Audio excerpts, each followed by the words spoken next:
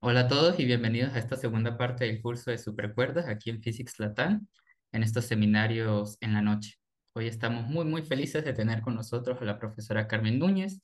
Ella es una distinguida investigadora principal del CONICET y profesora en la Universidad de Buenos Aires. Su ámbito de especialización es la teoría de cuerdas y la teoría conformal de campos, con importantes contribuciones en áreas como teoría de cuerdas perturbativas, cuerdas en fondos de campo y dualidades en teoría de cuerdas. Desde el 2011 se ha dedicado al desarrollo de las teorías de campo doble, una metodología que intenta expresar las propiedades de la dualidad T de la teoría de cuerdas en acciones efectivas y definir la geometría generalizada que fundamenta la teoría de cuerdas. En colaboración con otros investigadores, ha llevado a cabo una reducción dimensional generalizada de Schwartz en un doble twisted torus, mostrando que para la teoría efectiva de dimensión 4 exactamente reproduce el sector electrónico bosónico de la supergravedad con n igual a 4. Y sus contribuciones van mucho más allá, nos llevaría bastante tiempo nombrarlas todas, así que es una experta en teoría de cuerdas y espero que disfrute. Ahora la dejo con ellas.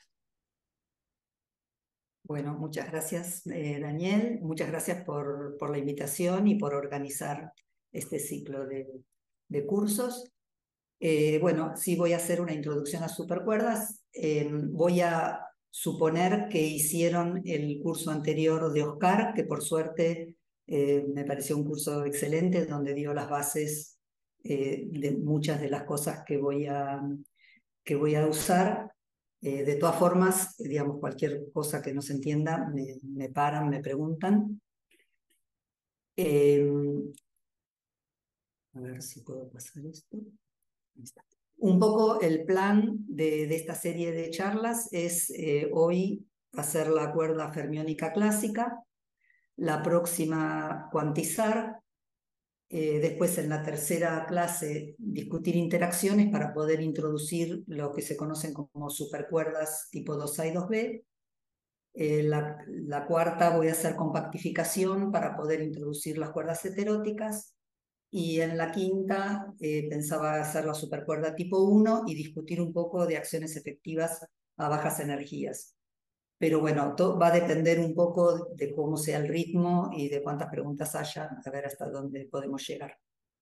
Esta es la idea.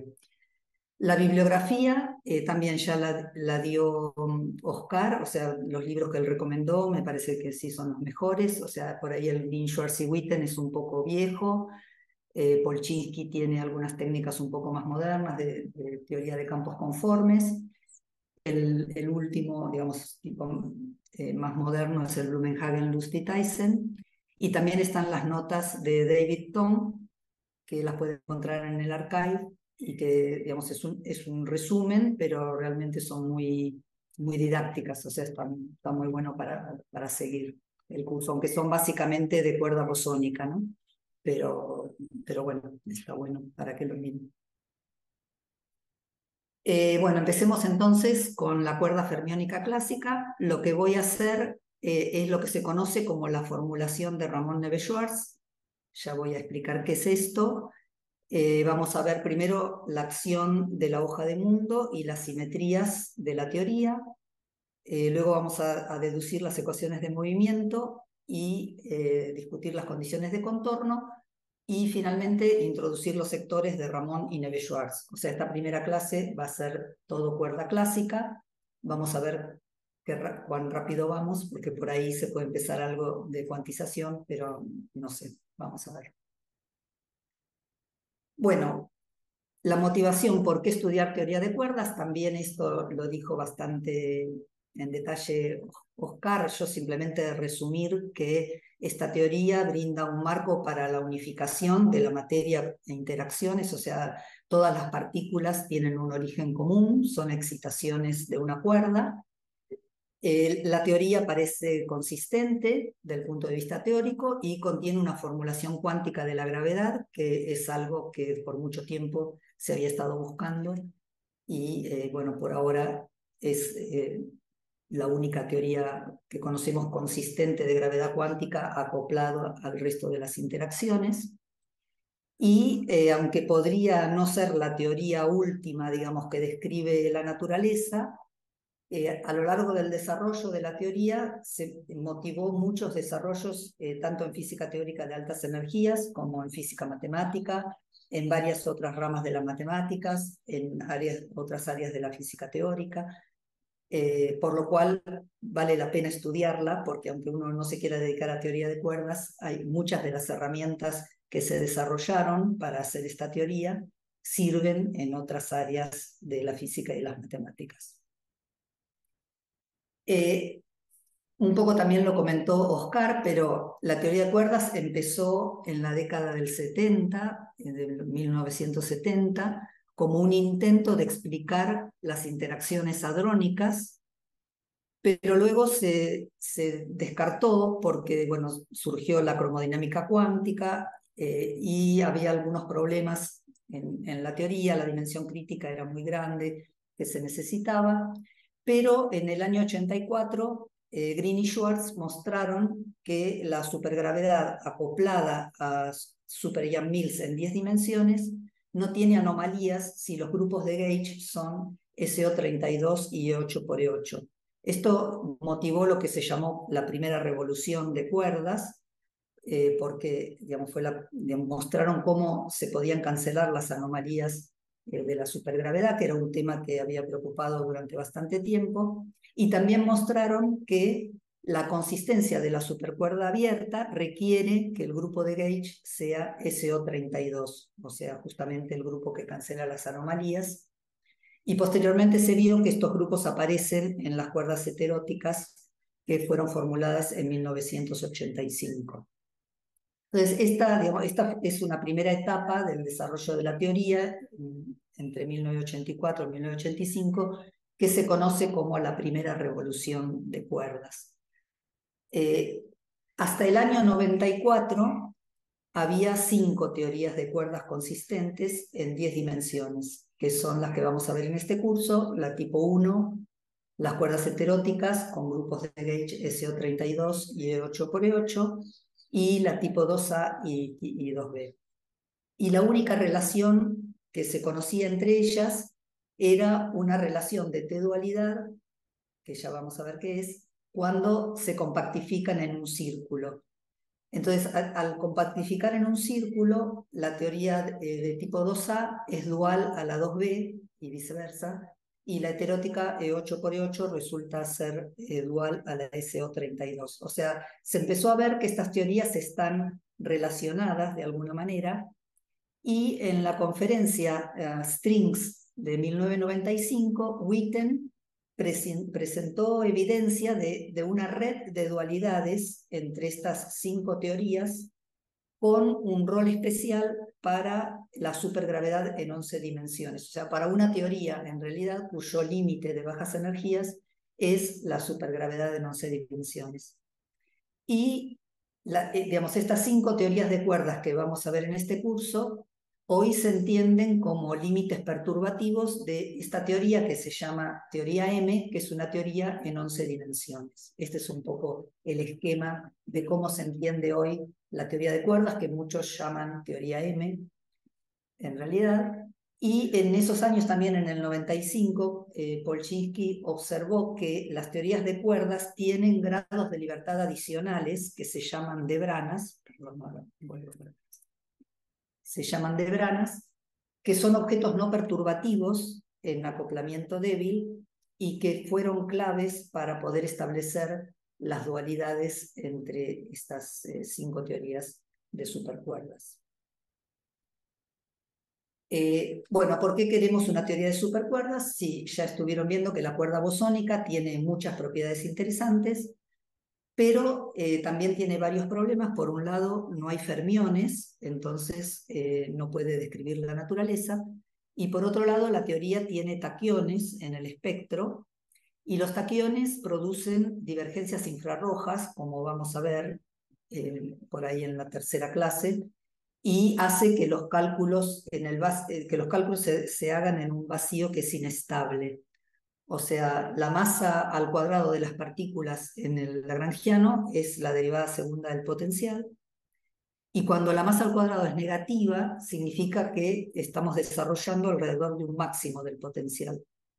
Entonces la pregunta es si hay algún mínimo, y esta pregunta no tiene respuesta todavía en la teoría de cuerda bosónica, o sea, en realidad no se sabe bien cuál es el destino del taquión en la cuerda bosónica. Podría ser que la teoría no tenga sentido, o podría ser que todavía no sabemos cuál es el sentido del taquión. Pero lo que sí es cierto es que la solución al problema del taquión fue la introducción de fermiones y de supersimetría en la teoría. Y acá hay que distinguir entre supersimetría en la hoja de mundo y supersimetría en el espacio-tiempo. En esta clase voy a hablar solo de supersimetría en la hoja de mundo. Acá veo que hay preguntas en el chat. Ah, son las notas. Bueno, si hay preguntas, me avisan, porque yo por ahí no veo el chat. Bueno, voy a hablar en esta clase entonces de supersimetría en la hoja de mundo. Y también quería recomendarles, me olvidé decirlo al principio, pero quería recomendarles el curso que dio Guillermo Silva de supersimetría, porque es muy útil para poder aprender sobre espinores en distintas dimensiones y supersimetría. Muchas cosas yo no voy a poder hacer, no me va a dar el tiempo, pero está bueno que miren ese curso donde él dio varios detalles de supersimetría, de teorías en distintas dimensiones. Bien, entonces, a ver por qué se para esto. Por algún motivo no puedo pasar. Ahí está. Bueno, entonces, como decía, hay que distinguir la hoja de mundo del espacio-tiempo. La hoja de mundo es una superficie de 2 dimensiones que barre la cuerda cuando se propaga en el espacio-tiempo, así como una partícula describe una línea de mundo, que en este caso, en este dibujo está parametrizado con este parámetro tau. Esta línea de mundo está embebida en un espacio-tiempo que tiene coordenadas x mu, las voy a llamar x, las coordenadas del espacio-tiempo. La cuerda es un objeto de una dimensión, vamos a parametrizar la dimensión de la cuerda con la coordenada sigma, que va a tomar valores entre 0 y L es la longitud de la cuerda, y tau es el equivalente de la línea de mundo de la partícula, o sea, cada punto de la cuerda describe una línea de mundo, de manera que la cuerda barre esta superficie de 2 dimensiones, que vamos a usar para describirla o para parametrizar las coordenadas sigma y tau, y estas coordenadas las vamos a llamar sigma alfa, o sea, voy a introducir este índice alfa que toma valores 0 y 1. Sigma 0 va a ser tau, sigma 1 va a ser sigma. Y entonces, como dije, esta hoja de mundo está embebida en un espacio-tiempo, en principio de d dimensiones, donde d es arbitrario, y las coordenadas del espacio-tiempo las vamos a llamar x mu, que van a ser funciones de sigma y tau. Bueno, como ya vieron, en el caso de la cuerda bosónica, la hoja de mundo, o sea, la cuerda puede ser una cuerda abierta, que tiene la particularidad de que tiene 2 puntos especiales, que son los extremos de la cuerda abierta, o la cuerda cerrada, que bueno, tiene la particularidad de que los campos son periódicos, ¿no? Entonces, las superficies que barre, por ejemplo, una cuerda abierta, son superficies que tienen bordes, que son las líneas de mundo que describen los extremos de la cuerda abierta. En cambio, las cuerdas cerradas describen superficies cerradas, como por ejemplo podría ser un cilindro de una cuerda cerrada que se propaga en el espacio-tiempo. Como dije, hay que distinguir la supersimetría en la hoja de mundo de la supersimetría en el espacio-tiempo. La formulación que voy a estar presentando en este curso es lo que se llama el formalismo de Ramón Neves-Schwarz. Este formalismo tiene supersimetría manifiesta en la hoja de mundo, o sea, en las 2 dimensiones de la hoja de mundo, pero la supersimetría en el espacio-tiempo no es manifiesta. O sea, para poder ver la supersimetría en espacio-tiempo hay que hacer lo que se llama proyección GCO, que lo vamos a discutir, es parte de la consistencia de la teoría, pero hay otras formulaciones, como por ejemplo el formalismo de Green-Schwarz, en el cual la supersimetría es manifiesta en el espacio-tiempo, pero no en la hoja de mundo, y un formalismo más reciente, más moderno, es el de espinores puros, que es una especie de extensión covariante del formalismo de Ramón Neve-Schwarz. Digamos, cada una de estos formalismos tiene sus ventajas y sus desventajas. Desde el punto de vista pedagógico, a mí me parece más conveniente empezar con el formalismo de Ramón Neve-Schwarz, y entonces, bueno, es lo que voy a estar siguiendo. Ahí veo que hay una pregunta. Hay una pregunta. ¿Sí? Hola, buenas tardes. Quería preguntar, o sea, ¿cuál es la diferencia o la importancia de hacer una formulación donde Susi esté manifiesta en la hoja de mundo o en el espacio-tiempo? La teoría, digamos, para calcular interacciones de cuerdas, como la teoría de la hoja de mundo tiene simetría conforme, es muy útil usar toda la tecnología de la simetría conforme, usar hojas de mundo euclidias, digamos, con métrica euclidia, y usar todo el formalismo del análisis complejo que se puede usar en las teorías conformes, en las teorías de campos conformes, y entonces básicamente las amplitudes de scattering que se calcularon, todas se calcularon en este formalismo, con supersimetría manifiesta, en la hoja de mundo. En los años iniciales, digamos, los cálculos que hicieron Green y Schwarz en los 80 usaban el formalismo de Green y Schwarz, con supersimetría manifiesta en espacio-tiempo, pero eso, digamos, tenía un límite, digamos, los operadores de vértice se construían con operadores en lugar de campos, y entonces, bueno, hay un límite al tipo de amplitudes de scattering que se pueden calcular en ese formalismo. El formalismo de espinores puros es más moderno, y con este formalismo realmente se han podido hacer cálculos impresionantes. Ya cuando lleguemos a la parte de interacciones les voy a comentar, pero bueno, como es bastante más técnico, en mi opinión, del punto de vista pedagógico, conviene empezar con la formulación de Ramón Leve-Schwarz. O sea, es una cuestión personal, o sea, me parece a mí que es más didáctico, pero bueno, les comento que están estos otros también. No sé si respondí la pregunta.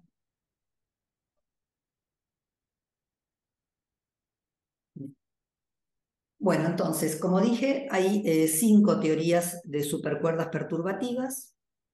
Ahí veo que hay más preguntas. Ok, bien. Entonces, en la dimensión crítica, ¿se acuerdan que en el caso de la cuerda bosónica era 26? Ahora vamos a ver en el caso de las supercuerdas que la dimensión crítica es 10. Y en 10 dimensiones hay 5 teorías perturbativas de supercuerdas.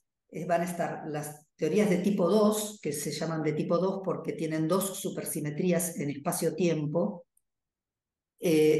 Son teorías de cuerdas cerradas solamente, y el límite de bajas energías de las supercuerdas tipo 2 es la supergravedad con 2 supersimetrías. Acá, cuando hablo del número de supersimetrías en teorías con gravedad, me estoy refiriendo básicamente al número de gravitinos de la teoría, ¿no? O sea, cuando hay gravitinos no masivos, las teorías tipo 2 tienen 2 gravitinos no masivos en el espectro. En ese sentido, hablo del número de supersimetrías. Y estas supercuerdas tipo 2 están la 2B, que es una teoría quiral, y la 2A, que es no quiral. Estas las vamos a ver en detalle. Luego bueno, estas son las únicas que tienen 2 supersimetrías en espacio-tiempo. Y después las otras 3 tienen una supersimetría en espacio-tiempo, y además tienen, bueno, campos de gauge. Está la tipo 1, que es una teoría de cuerdas cerradas y abiertas no orientadas, ya vamos a discutir qué significa esto de la orientación. Y las cuerdas heteróticas, que son dos, una con grupo de gauge SO32 y otra con grupo de gauge E8x8. Las cuerdas heteróticas son cuerdas cerradas y es un híbrido, es un producto, digamos, de una cuerda bosónica por una cuerda fermiónica, por eso se llaman heteróticas. Estas tres teorías, la tipo 1 y las heteróticas, tienen una supersimetría en espacio-tiempo y el límite de bajas energías produce la supergravedad n igual a 1 acoplada a Super Yang-Mills. Entonces, esto es un resumen muy resumido de lo que espero que pueda llegar a detallar a lo largo del curso. Vamos a ver hasta dónde podemos llegar. Ay, no sé por qué no pasa la página. Quizás cuando... Quizás podría darle clic a las slides. Sí, eso pasa. Bien. Bueno, entonces dije, el formalismo de Ramón Neves Schwartz, construimos una teoría de hoja de mundo que sea supersimétrica. Eso significa que, digamos, teníamos en la cuerda bosónica las coordenadas del espacio-tiempo, o sea, los campos de materia, digamos, eran las coordenadas del espacio-tiempo, y ahora vamos a introducir los compañeros fermiónicos de las coordenadas de espacio-tiempo que van a ser espinores en la hoja de mundo. Los vamos a llamar estos psi-mu de sigma y tau. Y vamos a introducir estos espinores con un principio de acción, con una supersimetría en la hoja de mundo. Ya vamos a describir esto.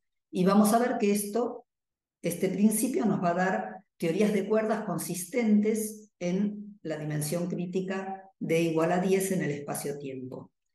Y vamos a ver que hay un requerimiento importante que es la invariancia modular, que por suerte alcanzó a mencionar algo Oscar en la última charla. Yo voy a tratar de decir algo más.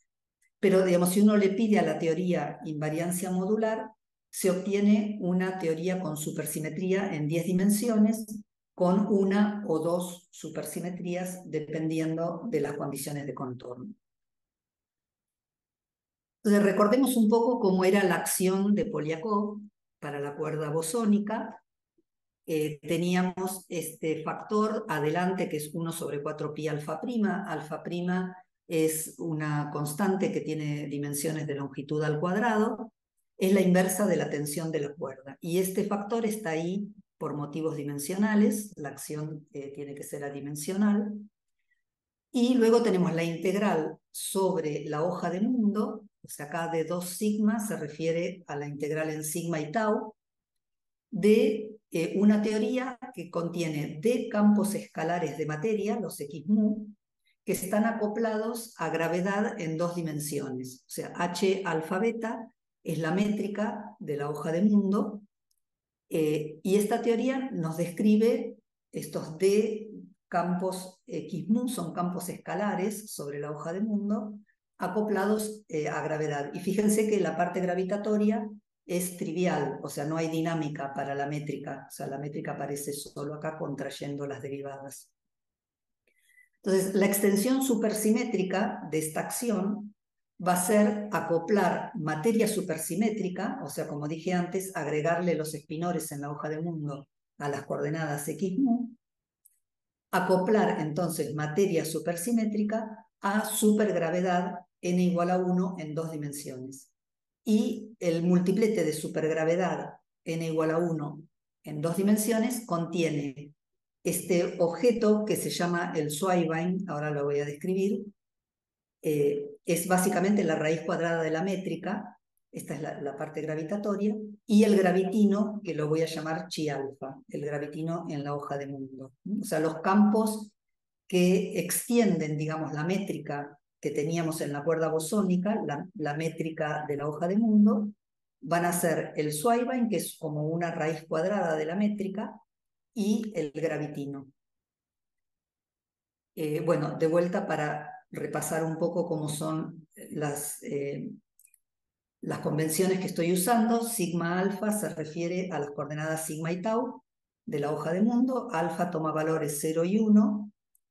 Y x mu, con mu tomando valores de 0 hasta d-1, son las coordenadas del espacio-tiempo.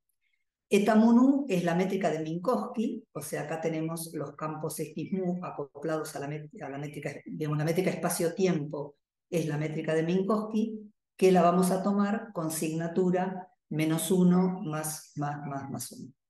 ¿Okay? Y también vieron con Oscar que en el caso de la cuerda bosónica se puede elegir lo que se llama el gauge conforme, en el que uno toma la métrica de la hoja de mundo como la métrica plana, o sea, usando la simetría de Weyl y la simetría de reparametrizaciones de estas coordenadas sigma y tau. La métrica de la hoja de mundo se puede elegir plana y se fija lo que se conoce como el gauge conforme, donde la acción se reduce a esta forma más sencilla, que es básicamente una acción de campos bosónicos libres en 2 dimensiones, una acción de campos escalares libres en 2 dimensiones. Bueno, como dije, en la extensión supersimétrica ahora tenemos que introducir los compañeros supersimétricos de los X mu. Los X mu son escalares en la hoja de mundo y son vectores en espacio-tiempo.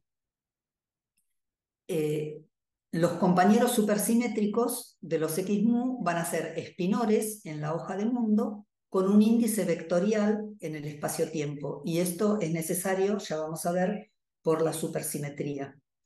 Entonces, la materia supersimétrica consiste de los D grados de libertad bosónicos, los X mu, y los grados de libertad fermiónicos son 2D si le imponemos a estos espinores en la hoja de mundo la condición de Majorana.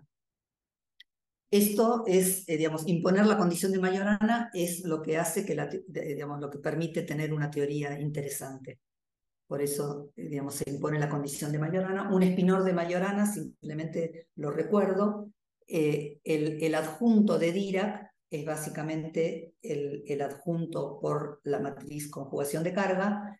Los espinores de Majorana son reales, o sea que el adjunto es simplemente el traspuesto, y para la matriz conjugación de carga vamos a elegir, bueno, esto ahora lo voy a decir con más detalle, pero el ρ0 es la matriz de Dirac con índice temporal. Ahora esto lo voy a decir con más detalle. Entonces, fíjense que tenemos D grados de libertad bosónicos y 2D grados de libertad fermiónicos, si imponemos la condición de Majorana. Entonces, una condición básica de una teoría supersimétrica es que tiene que haber la misma cantidad de grados de libertad bosónicos que fermiónicos.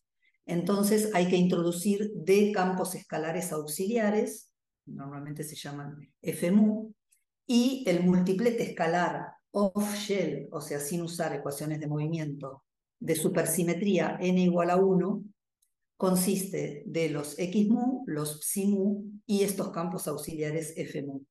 Pero usando las ecuaciones de movimiento se puede eliminar los F mu y on-shell, o sea, sobre la cáscara de masa o usando ecuaciones de movimiento, es suficiente con trabajar con estos campos X mu y psi mu. Bueno, esto con respecto al sector de materia. Ahora, ¿qué pasa con el multiplete de supergravedad en 2 dimensiones? Como dije, tenemos este Zweibein que tiene 2 índices, o sea, es un objeto que tiene 2 índices. Un índice A, los índices latinos, los voy a indicar como índices de Lorentz, o sea, son índices que obedecen transformaciones locales de Lorentz. En vez de los índices alfa, son índices de Einstein que obedecen transformaciones de coordenadas. O sea, obedecen las transformaciones con la métrica H alfa beta. Y el gravitino es este espinor, que es un espinor y un vector. Es esto que lo llamo chi alfa. Los índices de Lorentz suben y bajan con la métrica plana en 2 dimensiones, que la voy a llamar eta AB. Estos índices A y B toman valores 0 y 1 en la hoja de mundo, y los índices de Einstein suben y bajan con la métrica curva de la hoja de mundo, H alfa beta. Y fíjense que el Zweibein lo que hace es convertir índices planos en índices curvos y la inversa viceversa, ¿no? O sea que fíjense que este Zweibein es básicamente la raíz cuadrada de la métrica, y es necesario trabajar con estos objetos que en 4 dimensiones normalmente se los llama el Vierbein, porque bueno, en alemán Vier es 4, Zwei es 2. Entonces, lo que hace este objeto, el EA alfa, es transformar índices de Lorentz en índices de Einstein y viceversa. Y este objeto es necesario si uno quiere describir espinores en espacio-tiempo curvos, porque no hay una representación espinorial del grupo general lineal de coordenadas en n dimensiones. No hay una representación espinorial del GLN, pero sí hay del grupo de Lorentz, SON-1,1. Entonces, por eso es necesario trabajar con el Zweibein, que nos permite traducir los índices curvos a índices planos. Entonces, los grados de libertad del sector de supergravedad en 2 dimensiones tenemos, por un lado, el gravitino, que es un vector, o sea, tiene un índice vectorial alfa, y es un espinor de Majorana en la hoja de mundo. Un espinor de Majorana en n dimensiones tiene 2 a la n sobre 2 componentes. Acá, bueno, si n es par, n sobre 2 es un número entero. Si n es impar, este corchete que puse acá significa que se toma la parte entera de n sobre 2. Entonces, un espinor de Majorana en n dimensiones tiene 2 a la n sobre 2 componentes, y un vector tiene n componentes. O sea que el gravitino, que es vector y espinor de Majorana, tiene 2 a la n sobre 2 por n componentes en n dimensiones. Y la supersimetría, el parámetro de supersimetría va a ser, vamos a ver que va a ser un espinor de Majorana también, que tiene entonces 2 a la n sobre 2 componentes. Entonces, se puede usar esta simetría, o sea, esta supersimetría se puede usar para eliminar parte de las componentes del gravitino, y el número de grados de libertad fermiónicos de la supergravedad n igual a 1 es 2 a la n sobre 2 por n menos 1, en general en n dimensiones. El n-Bein, o sea, en n dimensiones, el n-Bein tiene n al cuadrado componentes, porque el índice A toma n valores, el alfa toma n valores, tiene n al cuadrado componentes. Como ya vieron en el caso de la teoría bosónica, la teoría es invariante de reparametrizaciones, o sea que hay n parámetros de reparametrizaciones que se pueden usar para eliminar algunas de las componentes, y también la teoría es invariante de Lorentz en 2 dimensiones, o sea que las transformaciones locales de Lorentz aportan un medio de n por n menos 1 grados de libertad que se pueden usar para eliminar parte de las componentes del Zweibein, de manera que el número de grados de libertad bosónicos del sector de supergravedad es un medio de n por n menos 1. Entonces, en n igual a 2, o sea, en la hoja de mundo, estos números dan 1 grado de libertad bosónico y 2 grados de libertad fermiónicos. De manera que es necesario introducir 1 grado de libertad bosónico adicional para poder tener una teoría supersimétrica, lo llamamos A. Y de vuelta se puede ver acá que si uno usa las ecuaciones de movimiento, este campo A se puede eliminar, y on shell, o usando las ecuaciones de movimiento, es suficiente para el sector de supergravedad quedarse con el Zweibein y el gravitino. ¿Okay? Entonces, no sé si hay preguntas. Yo quería hacer un resumen muy breve del álgebra de espinores en 2 dimensiones. No, hasta ahora no. Ok. Bueno, entonces, para construir la representación espinorial del grupo de Lorentz en 2 dimensiones, empezamos con las matrices de Dirac, que las voy a llamar ρ alfa. O sea, ρ alfa van a ser las matrices de Dirac en 2 dimensiones. que cumplen el álgebra de Clifford. O sea, el anticonmutador de ρ alfa con ρ beta es 2 veces la métrica H alfa beta. Y estas matrices ρ alfa transforman por transformaciones de coordenadas, pero están relacionadas con las matrices de Dirac constantes a través del Zweibein. O sea, justamente el Zweibein lo que hace es transformar el índice plano en índice curvo. Entonces, se puede ver que el álgebra de Clifford para las matrices de Dirac constantes es simplemente 2 veces por la métrica plana. Y bueno, en 2 dimensiones voy a tomar la métrica plana con componentes -1 para la componente 0, 0 y 1 para la componente 1, 1. Bueno, hay muchos ejemplos de matrices que cumplen el álgebra de Clifford, y estas matrices son útiles justamente para poder tener una representación espinorial del grupo de Lorentz. O sea, en particular, el conmutador de las matrices de Dirac es este que lo voy a llamar sigma AB, cumple el álgebra de Lorentz. O sea, el conmutador de sigma AB con sigma CD da el álgebra de Lorentz, o sea que estas matrices son generadores de transformaciones SO11 en la representación espinorial. Entonces, fíjense que acá no estoy escribiendo los índices espinoriales, pero si los escribiera, o sea, los índices espinoriales los voy a llamar con letras A, B mayúsculas. Entonces, en este caso indican las filas y las columnas de esta matriz sigma AB, y los objetos sobre los que actúan estos índices son los espinores. O sea, los espinores van a tener índice espinorial, que en general no lo voy a escribir, pero bueno, hasta ahora no lo escribí. Cuando escribí el psimu, no le puse índice espinorial. Bueno, voy a usar una base particular para las matrices de Dirac.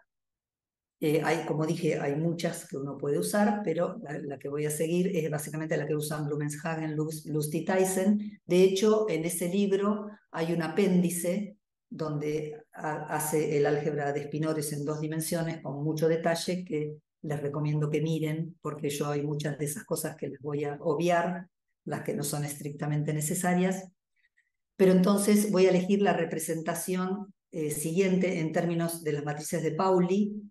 O sea, para la componente temporal ρ0 voy a usar I por la matriz de Pauli sigma 2, que es 0, 1, menos 1, 0. Y para la componente espacial ρ1 voy a tomar la matriz de Pauli sigma 1, que es 0, 1, 1, 0. Y el análogo del gamma 5 en 4 dimensiones lo voy a llamar ρ barra.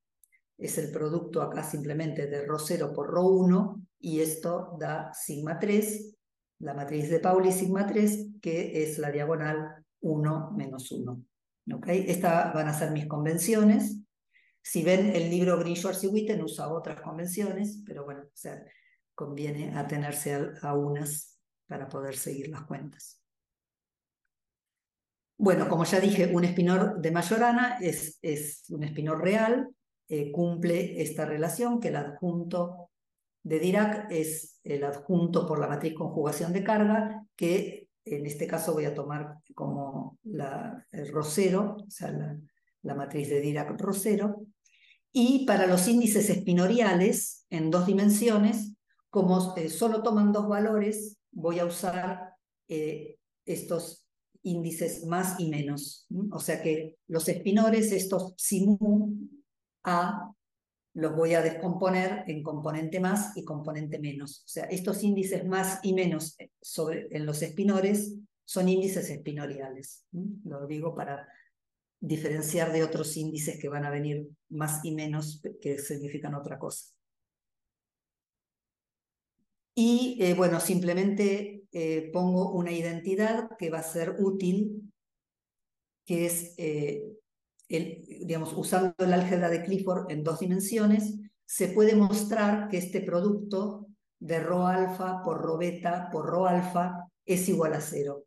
O sea, usando el álgebra de Clifford, puedo intercambiar ρ beta con ρ alfa, y es menos ρ alfa por ρ beta, y esto es igual a 2 veces la métrica por rho alfa, que da rho beta, y entonces como rho alfa por rho alfa es la traza de la métrica, esto es igual a 0. ¿Okay? Esto simplemente escribo esta relación que la voy a usar para mostrar la supersimetría de la acción en la hoja de mundo.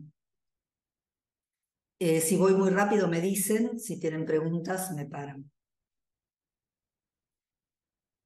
Bueno, entonces la acción de la cuerda fermiónica en el formalismo de Ramón Neves-Schwarz, que tiene supersimetría local, o sea, donde el parámetro de supersimetría depende de las coordenadas sigma y tau, tiene esta forma. La parte bosónica es lo mismo, es la acción de Polyakov, que ya vimos en el caso bosónico. Luego hay un término de Dirac, el adjunto psi-mu, rho alfa derivada alfa de psi-mu, es la acción de Dirac, en este caso en 2 dimensiones. Y luego hay un término que acopla el gravitino con los campos de materia, psi-mu y x-mu. Acá en realidad este alfa que está en el numerador debería ser un subíndice. Pero bueno. Bueno, esta es la forma de la acción supersimétrica en 2 dimensiones. E es el determinante del Zweibein, básicamente la raíz cuadrada de la métrica. Y recuerdo que el álgebra de Clifford es el anticonmutador de rho alfa con rho beta, es 2 veces h alfa beta. Bueno, esta acción tiene muchas simetrías locales. Por un lado, es invariante por supersimetría, ahora lo voy a mostrar. Tiene invariancia de Weyl, de super-Weyl, invariancia de Lorentz en 2 dimensiones, y también es invariante por reparametrizaciones de las coordenadas en 2 dimensiones, de sigma y tau. La supersimetría local, como dije, vamos a usar un espinor de Majorana para parametrizar las transformaciones de supersimetría. Este epsilon de sigma y tau es un espinor de Majorana, y las transformaciones de supersimetría relacionan los x-mu con los psi-mu. O sea, la transformación de supersimetría de los bosones da los fermiones, y viceversa, la transformación de supersimetría del espinor psi-mu da la derivada del bosón, x-mu, y un término adicional que contiene el gravitino por psi-mu por epsilon. Y las transformaciones de supersimetría del sector gravitatorio, la transformación de supersimetría del Zweibein produce el gravitino, y la transformación de supersimetría del gravitino da la derivada covariante del parámetro de supersimetría. La derivada covariante tiene una derivada ordinaria y una conexión de spin que tiene torsión. O sea, la conexión de spin es la conexión de spin usual de Levi-Civita, sin torsión, y una parte de torsión que depende del gravitino. ¿Ok? Lo digo rápido, pero está bueno que, bueno, de hecho se los voy a dejar como ejercicio, mostrar que la acción que mostré antes, esta acción es invariante frente a estas transformaciones. Otra simetría de la acción es la simetría de Weyl. O sea, una transformación de Weyl de la métrica, como ya vieron en el caso bosónico, es transformar la métrica por un factor conforme, llamo omega cuadrado, y si quiero ver las transformaciones infinitesimales, tomo un parámetro infinitesimal que llamo lambda de sigma y tau, y omega cuadrado lo escribo como la exponencial de 2 lambda, de manera que haciendo un desarrollo para lambda pequeño, la variación con respecto a lambda del Filbein, del Zweibein, tiene un factor lambda. Recuerden que este Zweibein es básicamente la raíz cuadrada de la métrica, o sea que la métrica transforma como 2 lambda, el Swaybain transforma como lambda por el Swaybain. Los campos X-mu no transforman por transformaciones de Weyl y los espinores transforman con un factor -1/2 lambda por transformaciones de Weyl. Y fíjense que el psi-mu transforma como -1/2 lambda y el chi alfa, que es un vector y espinor, transforma como 1 por ser vector, -1/2 por ser espinor, o sea que da 1/2 de lambda por chi alfa. Bueno, estas son las transformaciones de Weyl y esto es otro ejercicio que les voy a proponer, que mostrar que la acción que escribí antes es invariante por estas transformaciones de Weyl. También por transformaciones de super Weyl, este eta es un parámetro que es un espinor de Majorana. Las transformaciones de super Weyl transforman el gravitino en rho alfa por este parámetro, eta, y el resto de los campos son invariantes, o sea, no transforman. Pero esta es otra invariancia que tiene la acción. Esta es muy sencilla de verificar. Las transformaciones de Lorentz que dejan invariantes la acción son las siguientes. L es un parámetro de Lorentz infinitesimal. Los X-mu no transforman por Lorentz. Los espinores transforman como -1/2 por el parámetro L por el espinor. Y los vectores, o sea, el Swaybain tiene un índice de Lorentz A, entonces transforma como el parámetro de Lorentz. Este epsilon es el símbolo de Levi-Civita, antisimétrico, cuando los dos índices están abajo. Bueno, esto es básicamente la transformación de Lorentz de un vector. Y por último, las reparametrizaciones en 2 dimensiones son transformaciones de las coordenadas sigma y tau, llamemos xi alfa a un parámetro infinitesimal de sigma y tau. Por reparametrizaciones, los campos x-mu y psi-mu transforman como escalares, mientras que el Swaybain y el gravitino transforman como vectores, tienen un índice vectorial alfa, entonces transforman como vectores por reparametrizaciones. Entonces, además de estas simetrías locales, la acción que les mostré es invariante por transformaciones globales de Poincaré en espacio-tiempo. Acá esta matriz A mu es antisimétrica cuando los dos índices están abajo. Los X mu transforman como A mu por X nu más una traslación B mu, y los psi mu transforman como A mu por psi mu. Estas son las transformaciones de Poincaré usuales, y el sector de gravedad no transforma por estas transformaciones globales de Poincaré. ¿Okay? Entonces, estas son todas las simetrías que tiene esta acción. Entonces, este primer ejercicio es mostrar la invariancia de esta acción por transformaciones locales de supersimetría, de Weyl, de super Weyl y de reparametrizaciones. Después se los voy a mandar escrito para que Daniel se los mande, si lo quieren hacer. Bueno, de la misma manera que en el caso de la cuerda bosónica se podía elegir el gauge conforme, que simplificaba mucho los cálculos, en el caso de la supercuerda o la cuerda fermiónica se puede elegir lo que se llama el gauge superconforme, que es una generalización del gauge conforme. Entonces, usando supersimetría local, reparametrizaciones y transformaciones de Lorentz, se pueden eliminar 2 grados de libertad del Swaybain y 2 grados de libertad del gravitino. O sea, el Swaybain se puede poner proporcional a la delta y el gravitino se puede poner proporcional a un espinor de helicidad 1/2. Ahora voy a explicar cómo se hace esto.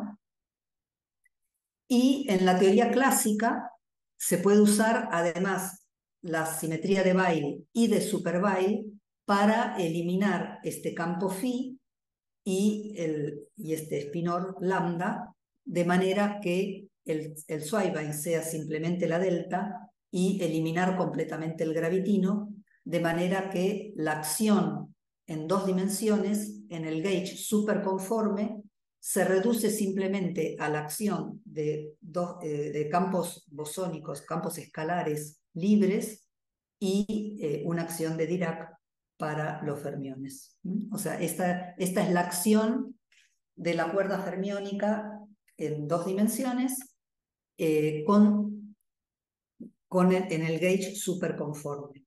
Ahora voy a explicar cómo se toma ese gauge, cómo se puede hacer para hacer esta simplificación. Entonces, bueno, por un lado, ya como vieron en el caso de la cuerda bosónica, usando invariancia de reparametrizaciones, se puede llevar la métrica de la hoja de mundo a ser proporcional a la métrica plana. Y haciendo una transformación de Weyl, se puede quitar el factor de proporcionalidad y poner la métrica y hacer la métrica plana. Entonces, bueno, de vuelta en la versión infinitesimal, si tomamos el parámetro infinitesimal lambda, entonces vimos que la transformación de Weyl del Zweibein es simplemente esta, lambda por el Zweibein. Y bueno, esto es lo que nos permitía, en el caso de la cuerda bosónica, reducir la acción de Polyakov a esta acción con el gauge conforme, fijo, donde la acción es simplemente una acción de campos escalares libres. En el caso de la supercuerda, también se puede eliminar el gravitino de la siguiente manera. O sea, voy a reescribir el gravitino sumando y restando este factor, un medio rho alfa por rho beta por chi beta. Sumo y resto estos términos. Usando el álgebra de Clifford, puedo reescribir este primer paréntesis como un medio de rho beta, rho alfa por chi beta, más el segundo término. Y el primer término que quedó acá, lo voy a llamar chi tilde alfa, tiene la particularidad de que tiene traza nula con rho alfa, o sea, la contracción de rho alfa, la matriz de Dirac, con chi tilde alfa, es igual a 0. Esto se puede mostrar usando esta identidad que les mostré antes, rho beta por rho alfa por rho beta igual a 0. Y entonces, de esta manera, descompusimos el gravitino en un factor que tiene helicidad 3 medios. Este es un espinor que tiene también un índice vectorial, alfa, o sea, este es un espinor de helicidad más o menos 3 medios, y una componente que tiene helicidad más o menos 1 medio.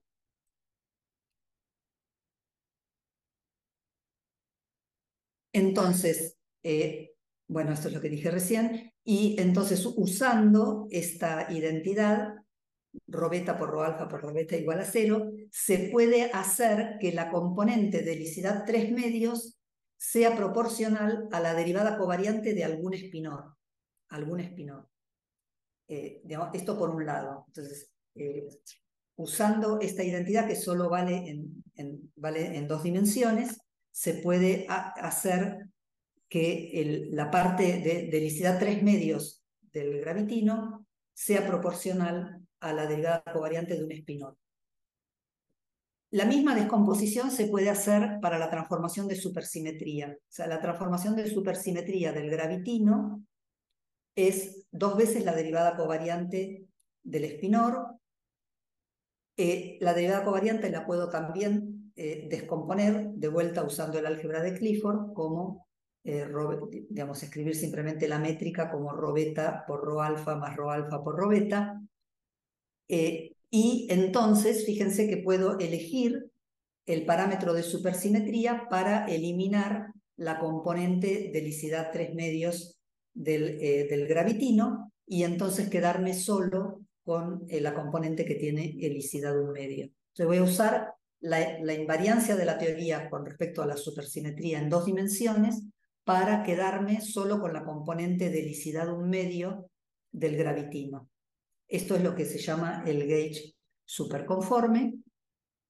Entonces, repito, usando reparametrizaciones y transformaciones de Lorentz, puedo poner el Zweibein como proporcional a la delta.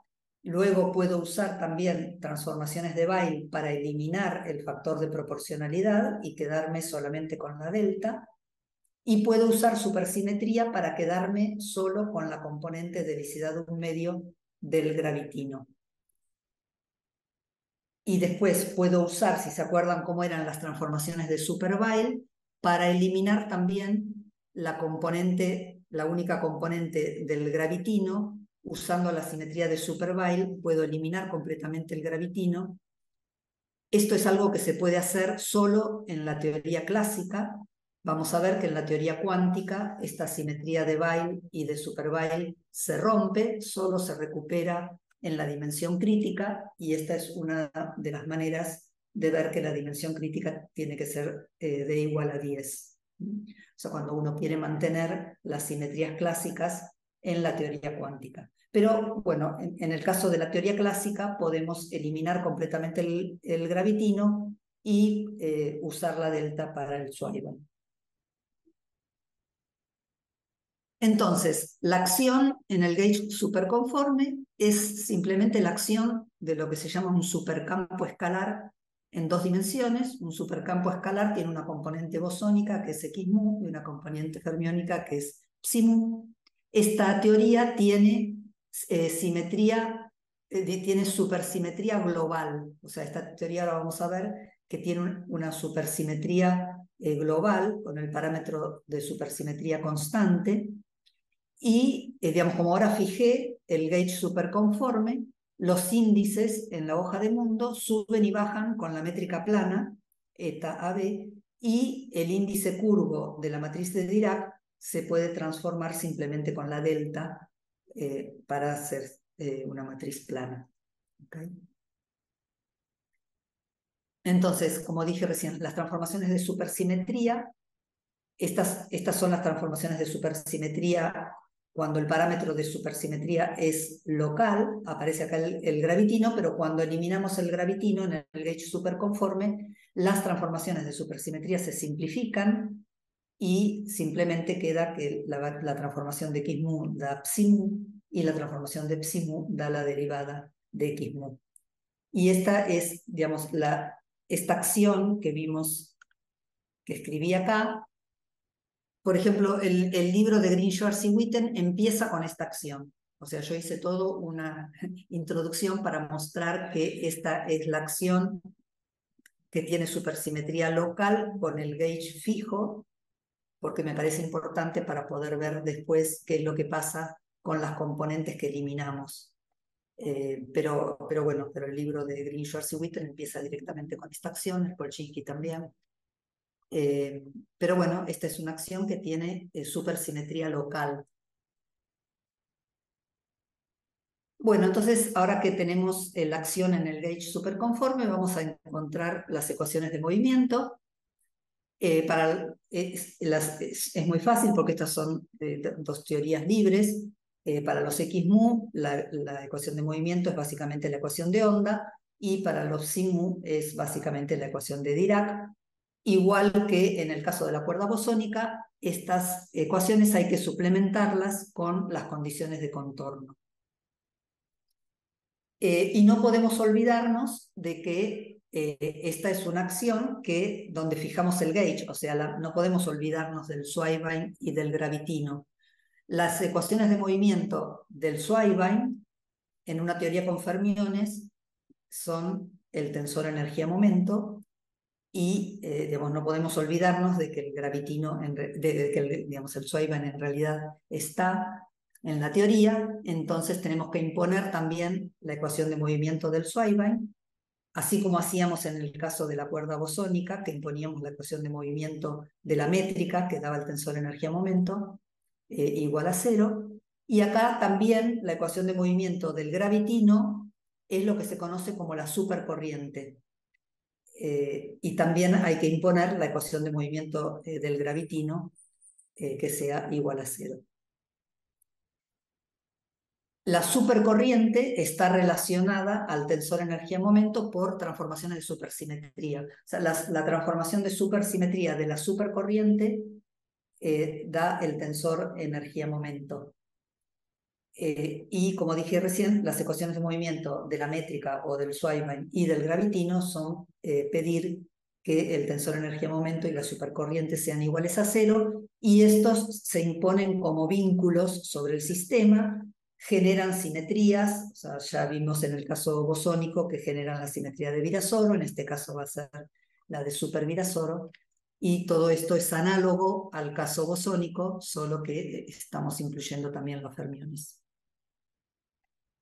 Bueno, explícitamente, si calculamos el tensor energía-momento, o sea, si hacemos la variación de la acción con respecto al Schwarzschild, tenemos para la parte bosónica lo mismo que teníamos en el caso de la acción de Polyakov, y se agrega acá la parte fermiónica, que tiene esta forma: psi barra mu, rho alfa de beta psi mu, psi barra mu, rho beta de alfa psi mu.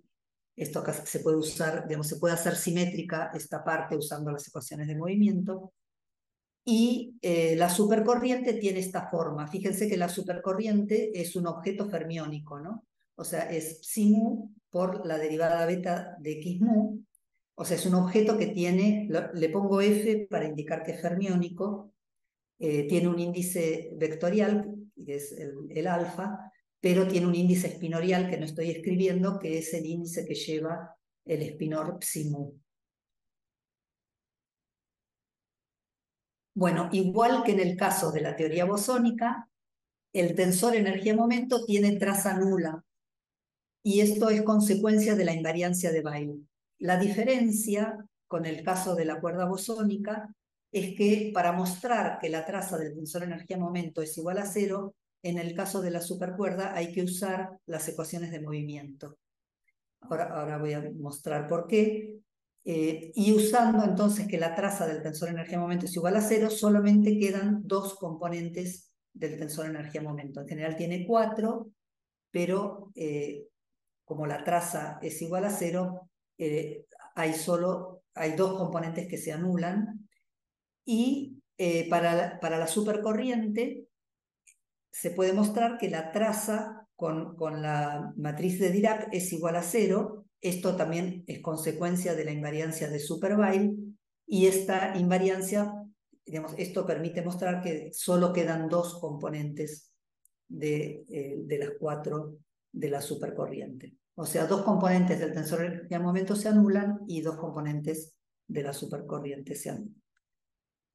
Vamos a ver por qué la traza del tensor energía-momento es igual a 0, porque esto es una consecuencia de la invariancia de Weyl. Esto es general para cualquier teoría con invariancia de Weyl, el tensor energía-momento tiene traza nula. Supongamos que tenemos una teoría genérica, cualquiera, en cualquier número de dimensión, que depende de una métrica y de ciertos campos que los llamo phi. Y los campos, la métrica transforma como e a la 2 lambda por la métrica, como ya vimos, y los campos de materia transforman por transformaciones de Weyl con un cierto peso que lo llamo d sub i. O sea, phi transforma como e a la d sub i por lambda por phi. Entonces, si la acción es invariante, o sea, si la acción escrita en términos de los campos transformados es igual a la acción original, entonces eso significa que la acción es invariante, ¿no? Entonces, la variación de la acción con respecto al parámetro de la transformación es igual a 0, y si hacemos la variación de la acción con respecto a los campos por la variación de los campos con respecto al parámetro, en el caso de la métrica, la variación de la acción con respecto a la métrica es el tensor energía-momento, la variación de la métrica con respecto al parámetro es -2 por la métrica, acá porque es la métrica inversa, y lo mismo para los campos phi sub i, la variación de la acción con respecto a los campos por la variación de los campos con respecto al parámetro es d sub i por phi. Y entonces, si usamos las ecuaciones de movimiento, la variación de la acción con respecto a los campos es igual a 0, y entonces acá podemos ver que este término se anula y la variación de la acción con respecto a la métrica es la traza, por el H alfa beta es la traza del tensor energía-momento. Entonces, si la acción es invariante, el tensor energía-momento tiene traza cero. Y fíjense que acá usé las ecuaciones de movimiento de los campos phi sub i. En el caso de la cuerda bosónica no es necesario porque los campos phi sub i son los x mu, o sea, son las coordenadas que son invariantes por transformaciones de Weyl, pero en el caso de la cuerda fermiónica, los fermiones transforman con respecto a Weyl, entonces para poder mostrar que la traza del tensor energía-momento se anula como consecuencia de la invariancia de Weyl, hay que usar las ecuaciones de movimiento de los fermiones. ¿Vamos bien hasta acá? ¿Hay preguntas? Voy muy rápido.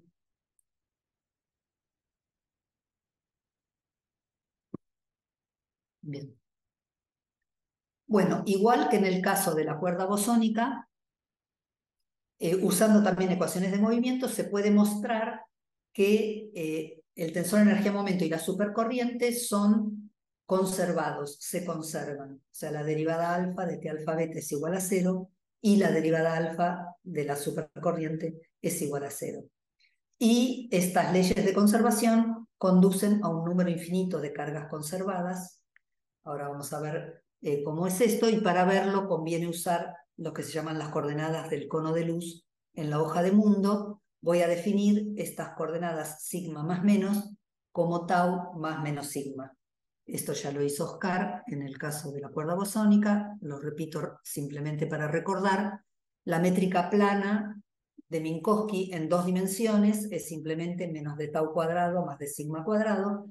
En coordenadas de cono de luz es simplemente menos de sigma más por de sigma menos. Entonces, las componentes eta más menos de la métrica y eta menos más son menos un medio en estas coordenadas y la inversa menos 2, o sea que con estas convenciones aparecen estos factores de un medio y de 2, y eta más, eta menos menos son iguales a 0, y la derivada con respecto a sigma más y sigma menos es un medio de la derivada tau más o menos derivada sigma. ¿Okay? Entonces, en estas coordenadas los índices suben y bajan con la eta más menos, de manera que convierten los índices menos abajo en índices más arriba, con estos factores de menos 2, y viceversa, los índices más abajo en índices menos arriba con estos factores de menos 2. Bueno, fíjense que las reparametrizaciones, o sea, las transformaciones de coordenadas sigma y tau que cumplen esta relación, o sea, que la derivada covariante alfa de xi beta más derivada covariante beta de xi alfa es proporcional a la métrica, estas reparametrizaciones se pueden compensar con una transformación de Weyl. Y entonces, en las coordenadas del cono de luz, los difiomorfismos o las transformaciones, las reparametrizaciones que preservan la condición de gauge, son las que cumplen que la derivada más de xi menos es igual a 0 y la derivada menos de xi más es igual a 0. O sea, fíjense que digamos, una vez que uno fijó el gauge conforme, o sea, una vez que uno fijó que la métrica es plana, todavía puede hacer reparametrizaciones de las coordenadas, digamos, xi más, que solo dependen de sigma más, y xi menos, que solo dependen de sigma menos, que sean compensadas por una transformación de Weyl y que todavía la teoría sigue estando en el gauge conforme. O sea, una vez que se eligió el gauge conforme, todavía hay transformaciones adicionales que uno puede hacer que mantienen el gauge conforme. Bueno, y en el caso de la cuerda fermiónica, también las transformaciones de supersimetría que tienen esta forma, o sea, los parámetros de supersimetría epsilon menos, que dependen solo de sigma menos, y los epsilon más, que dependen solo de sigma más, preservan la elección del gauge superconforme. Y acá fíjense que en los fermiones, cuando uso índices más y menos, me estoy refiriendo a los índices fermiónicos. O sea, el parámetro de supersimetría, epsilon A, tiene índices fermiónicos, índices espinoriales, más y menos. Pero acá cuando digo derivada más, me estoy refiriendo a la derivada con respecto a sigma más. Entonces, esto puede confundir, pero el índice más y menos en los fermiones se refiere a los índices espinoriales, y esta condición significa que el epsilon menos depende de sigma menos y epsilon más depende de sigma más. ¿Ok? O sea, una vez que uno fijó el gauge superconforme, o sea, que eliminó el gravitino, todavía se pueden seguir haciendo transformaciones de supersimetría con parámetros que tengan esta propiedad y que mantengan el gauge superconforme. Y son estas simetrías residuales, se llaman, estas simetrías extras, las que dan lugar al álgebra de Supervirasoro, que la vamos a ver ahora en un momentito. Entonces vamos a ver cómo queda la acción escrita en estas coordenadas de cono de luz. De vuelta, recordemos que los índices espinoriales, psi más y psi menos,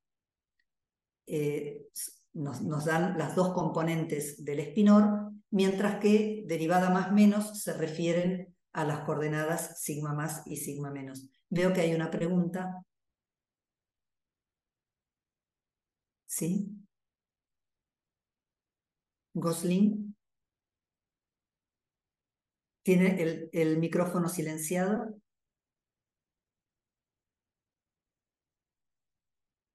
Hola. Bueno.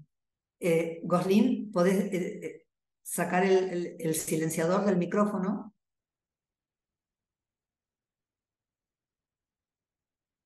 Está escrito en el chat. ¿Qué quiere decir compensar con la transformación de Leibniz? No puedo... No, ah, ok, perdón. Bueno. ¿Qué quiere decir compensar? Quiere decir... A ver, vamos a volver entonces.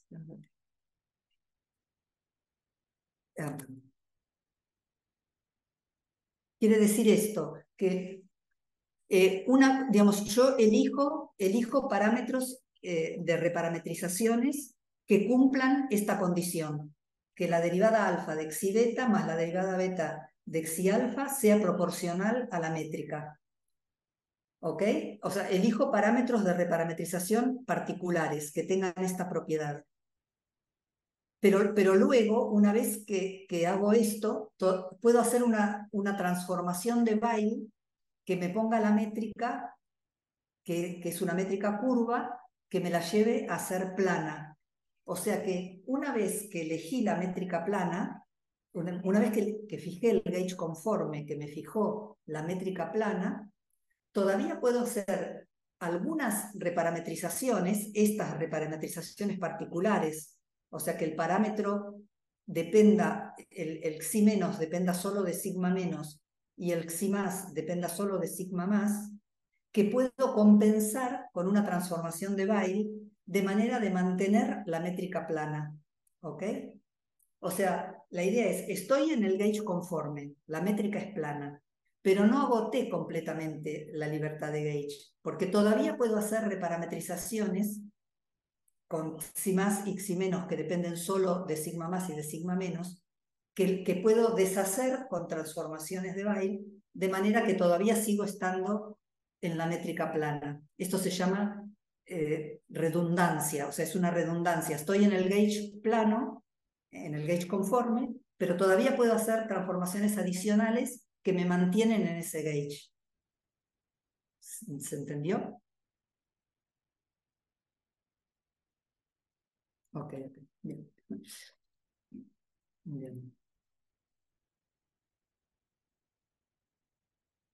A ver.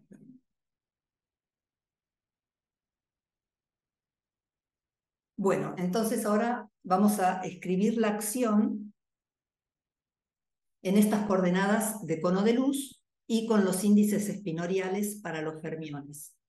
Esta expresión covariante, que digamos la acción de Dirac, en coordenadas cono de luz tiene esta forma: psi más derivada menos de psi más psi menos derivada más de psi menos. Y recuerden que los índices más y menos en los espinores son índices espinoriales, pero de más y de menos se refiere a derivada respecto de sigma más y sigma menos. Entonces, la acción en el gauge superconforme y en coordenadas cono de luz tiene esta forma: derivada más de x contraído con derivada menos de x. Acá la contracción es con la métrica plana, eta mu nu, la métrica espacio-tiempo plana, más i por psi más por derivada menos de psi más i psi menos por derivada más de psi menos. De manera que las ecuaciones de movimiento para los campos x mu son las ecuaciones de onda, igual que en el caso bosónico, y para los espinores son derivada menos de psi más igual a 0 y derivada más de psi menos igual a 0. ¿Ok?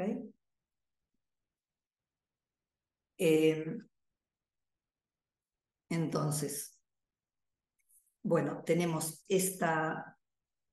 la ecuación de onda para los x mu, permiten, digamos, la solución más general es una función que se llama x left, x mu left, que depende de sigma más, son los campos que se mueven a la izquierda, más la función de sigma menos, que son los campos que se mueven a la derecha. O sea, se puede descomponer el x mu de sigma más y sigma menos como una suma de x left de sigma más x right de sigma menos. Y lo mismo los fermiones. Los psi más, que obedecen la ecuación de movimiento de menos de psi más igual a 0, son solo función de sigma más, y los psi menos son solo función de sigma menos. Estas son las soluciones más generales de las ecuaciones de movimiento. Bueno, las componentes del tensor energía-momento en estas coordenadas, igual que como ya hicieron en el caso bosónico, el T más, y en esta componente bosónica d más x por d más x, ahora se le agrega esta componente fermiónica, psi más por derivada más de psi más, lo mismo para el menos menos, con índices menos, y la traza del tensor energía-momento ahora son estas componentes más menos, o sea, T más menos y T menos más igual a 0. Y recuerden, bueno, para transformar el tensor con índices 0, 0, 0, 1 y 1, 1 a componentes más y menos menos, están estas relaciones, ¿no? O sea, son las transformaciones de tensores usuales. El T más es un medio de T00 más T01 y el T menos menos es un medio de T00 por T01. Hay una pregunta en el chat. Ah, lo capté mejor. Bien. Sí, ya. Creo que Guzmán tiene una pregunta. Ah, bien. ¿Otra más? No sé si está ahí. No, ya la pregunta que había puesto en el chat la profe la respondió, que era Vale. de lo de la compensación en el caso de las redundancias, con las transformaciones de byte. Vale. ¿Tiene más preguntas? Recuerden alzar la mano. ¿Hay otro chat? Bien. Bueno. Ok, entonces, las componentes del tensor de energía-momento en estas coordenadas tienen estas componentes, son iguales que en el caso bosónico, solo que se agrega esta parte fermiónica, y la condición de conservación tienen la misma forma que en el caso de la cuerda bosónica. La derivada menos de T más es igual a 0, que significa que el T más es solo función de sigma más, y la derivada más de T menos menos es igual a 0, que significa que el T menos menos es función de sigma menos.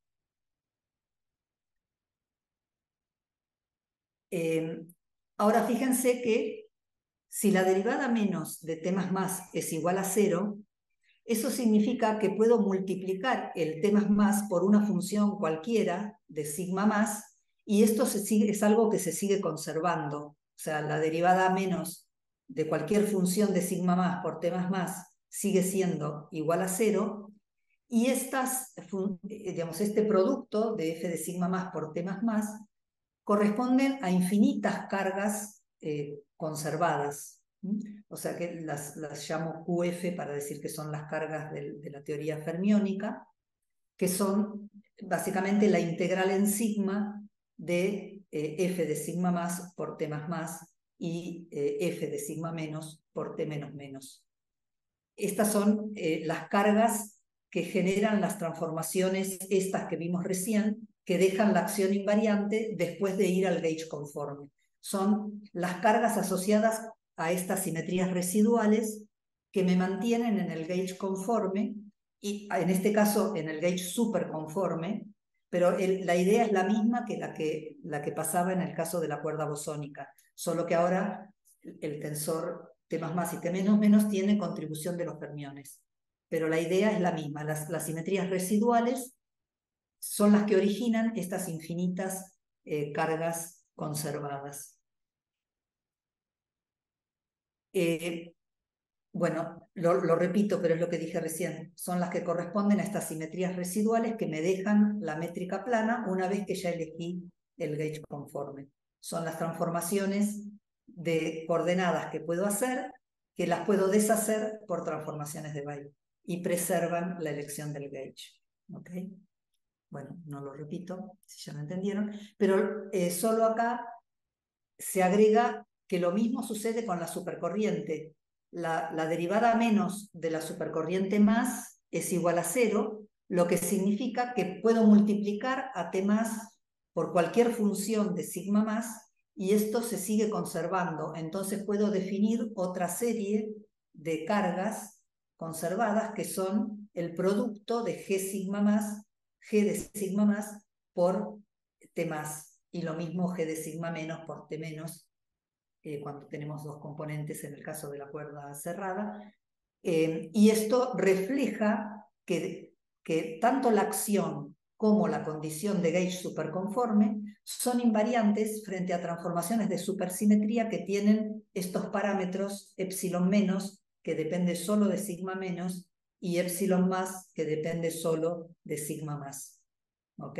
Esta simetría que teníamos, digamos, la supersimetría se sigue manteniendo si uno todavía redefine el parámetro de supersimetría de esta manera, y esto deja la acción invariante y deja todavía la condición de gauge superconforme invariante. O sea, se agregan estas simetrías residuales, que ahora son de supersimetría, y dan más cargas de simetría.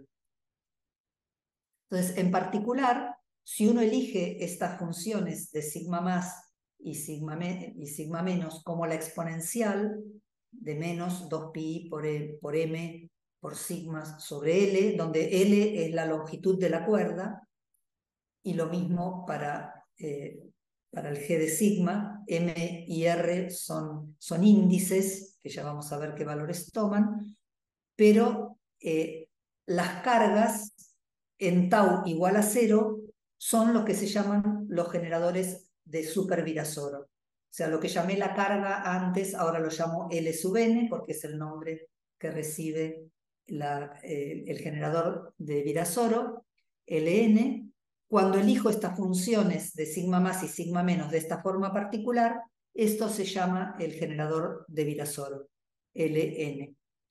Y el GR es el generador de Super-Virasoro, es el que corresponde a la supercorriente, la integral de la supercorriente por esta función.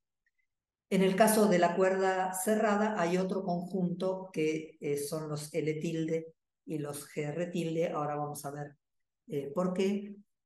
Pero bueno, básicamente tenemos estas cargas de Super-Virasoro. Bueno, ahora vamos a volver sobre eso, pero quiero detenerme un poquito en las condiciones de contorno.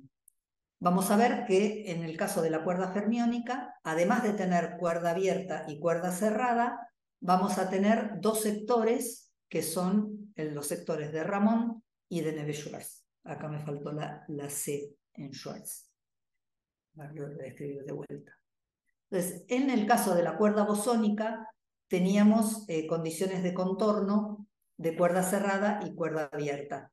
En este caso va a ser lo mismo, ¿no? O sea, teníamos en el caso del gauge conforme, si hacíamos la variación de la acción manteniendo los extremos fijos en tau, en tau 0 y tau 1, digamos, los extremos, manteniéndolos fijos, al hacer la variación de la acción, resulta un término que es el que da las ecuaciones de movimiento, o sea, delta x mu por derivada 2, derivada segunda con respecto a sigma, menos derivada segunda con respecto a tau de x mu. Esto da la ecuación de movimiento, pero queda todavía un término de superficie, que es la integral en tau de x' mu. X' significa la derivada de x mu con respecto a sigma por la variación de x mu. Y esto evaluado en sigma igual a 0 y sigma igual a L.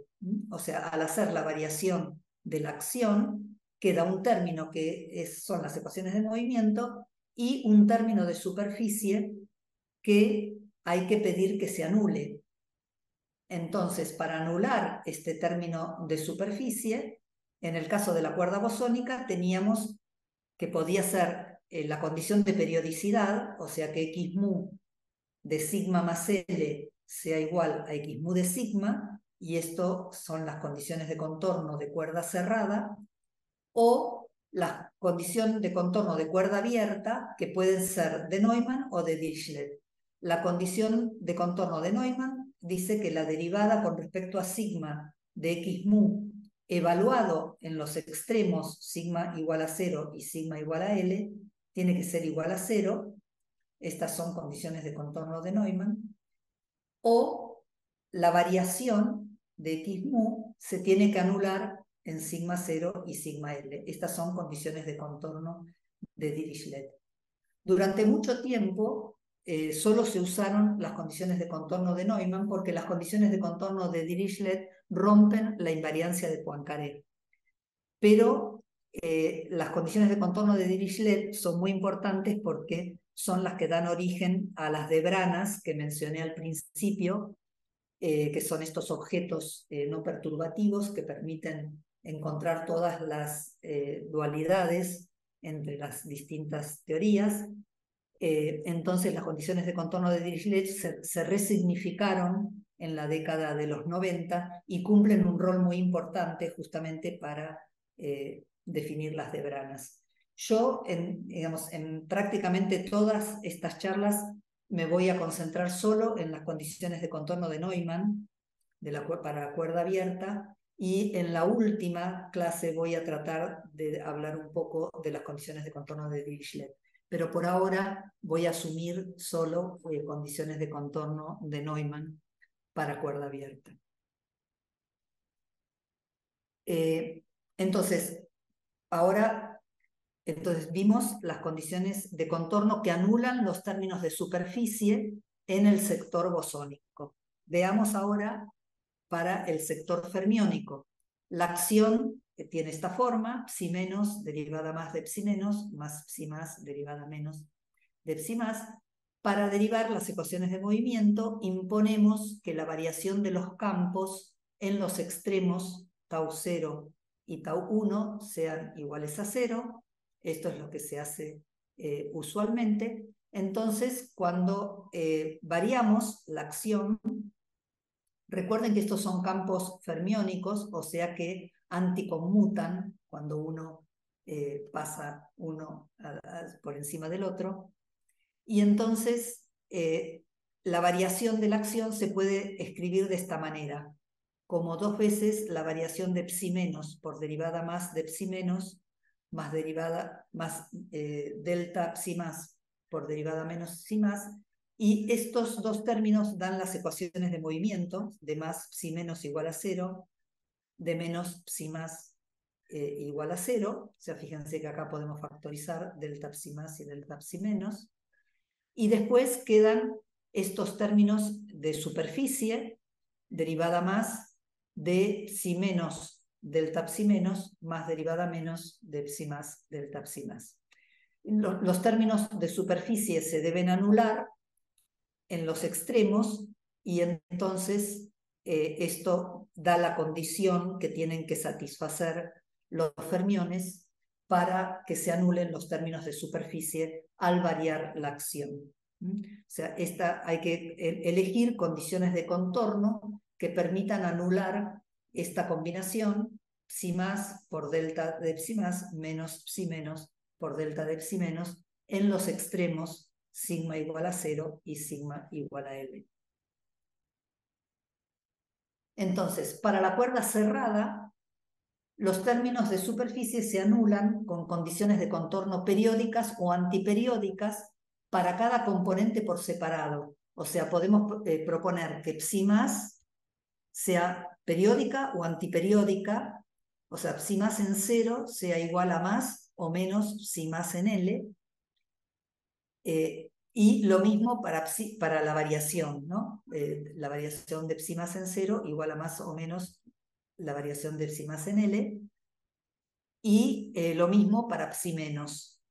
Entonces, acá tenemos dos posibles condiciones de contorno. Las condiciones de contorno periódicas se llaman condiciones de contorno de Ramón, y las condiciones de contorno antiperiódicas se llaman condiciones de contorno de Neveu-Schwarz.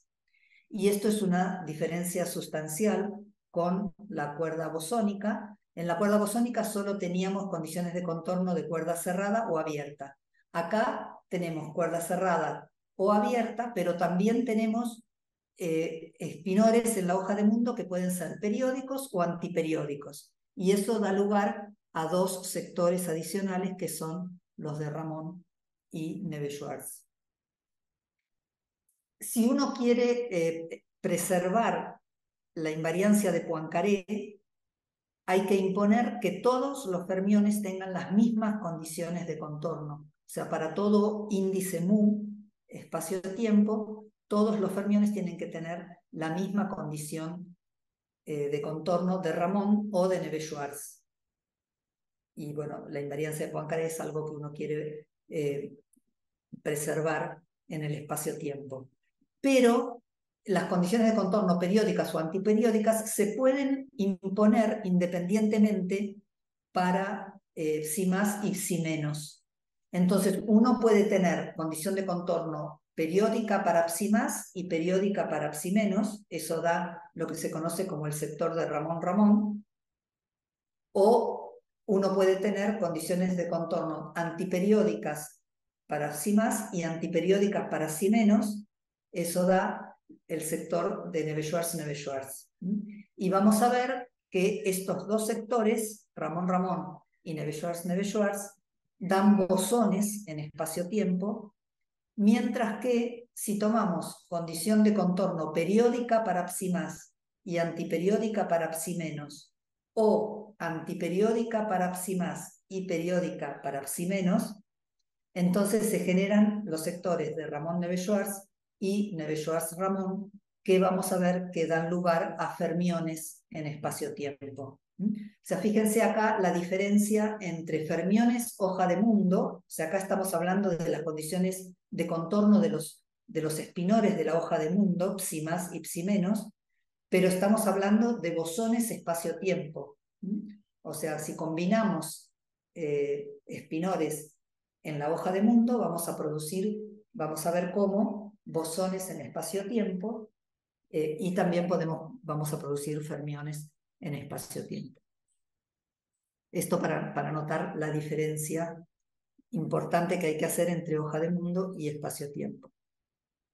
¿Qué pasa en el caso de la cuerda abierta? La cuerda abierta tiene estos dos puntos especiales, sigma igual a 0 y sigma igual a L, y en el caso de los términos de superficie, toda esta combinación se tiene que anular por separado en cada extremo. O sea, los dos extremos son en principio independientes. Entonces, uno puede imponer que toda esta combinación se anule por separado en un extremo y en el otro. Entonces, uno puede pedir que psi más en 0 sea más o menos psi menos en 0, y lo mismo para el delta, psi más en 0, y lo mismo para el otro extremo, psi más en el otro extremo, que sea igual, que sea periódico, o digamos, sea igual a más o menos, no periódico o antiperiódico, porque acá estamos relacionando psi más con psi menos en un extremo, ¿ok?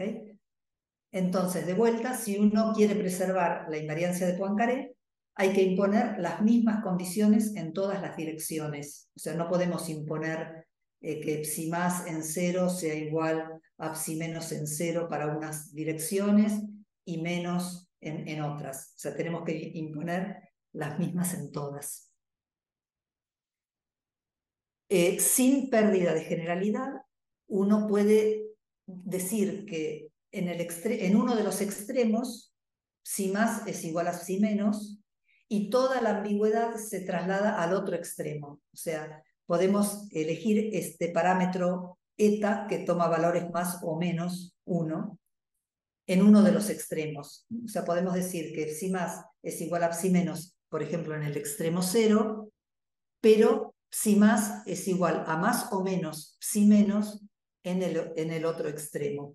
Y esto, digamos, solo es relevante el signo relativo entre los extremos, porque uno siempre puede redefinir, por ejemplo, psi menos como menos psi menos. Esta redefinición deja la acción invariante y entonces el signo se puede correr al otro extremo.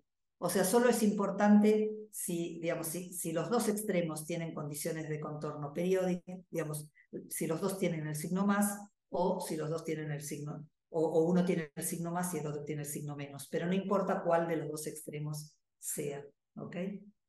Entonces, en la cuerda abierta hay solo dos sectores.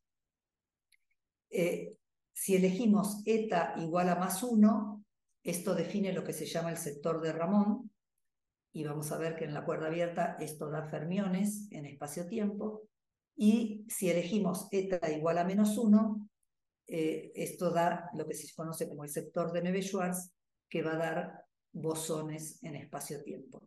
Entonces, mientras en la cuerda cerrada teníamos 4 sectores, en la cuerda abierta solo hay 2 sectores, porque, digamos, es importante solo cuál es el signo relativo de los fermiones entre los dos extremos, ¿ok? En cambio, en la cuerda cerrada no hay extremos, o es periódico o es antiperiódico. Entonces, les dejo el segundo ejercicio, que es obtener los términos de superficie de la cuerda fermiónica y mostrar que se anulan con condiciones de contorno de Ramón y de Neveu-Schwarz, tanto en las cuerdas cerradas como en las cuerdas abiertas. ¿Okay? Este es el segundo ejercicio que les dejo para que puedan ejercitar un poco con esta diferencia entre sector de Ramón y de Neveu-Schwarz, o condiciones de contorno periódicas o antiperiódicas.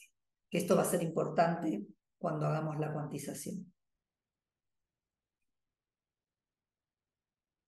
Bueno, vamos a ver, no sé cuánto tiempo llevo, me pueden decir porque no tengo reloj.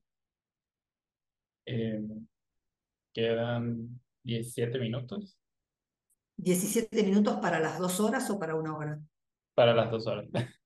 Ah, bueno, porque les había pedido que me avisen a la hora, así hacía un descanso. No hay problema. No sé si quieren hacer descanso o termino, o sigo, no sé cómo quieren. Yo creo que puede terminar. ¿Sí? Bueno, entonces vamos a ver la expansión en modos. Igual que en el caso de la cuerda bosónica, la solución general de la ecuación de onda con condiciones de contorno periódicas, vimos que digamos, la solución de la ecuación de onda la podemos separar en una parte que depende de sigma más y una parte que depende de sigma menos. Perdón. Y entonces teníamos por un lado la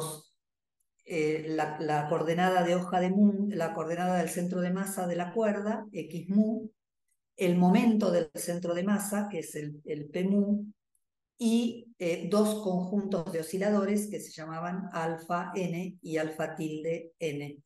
en el caso de la cuerda bosónica cerrada. Teníamos dos conjuntos de osciladores y los modos cero, que eran la coordenada y el momento del centro de masa. En el caso de la cuerda abierta, con condiciones de contorno de Neumann, la condición de contorno de la derivada con respecto a sigma de x mu en los extremos, que tiene que ser igual a 0, impone una condición que vincula los modos derechos con los modos izquierdos y hay un único conjunto de modos que son los alfa n.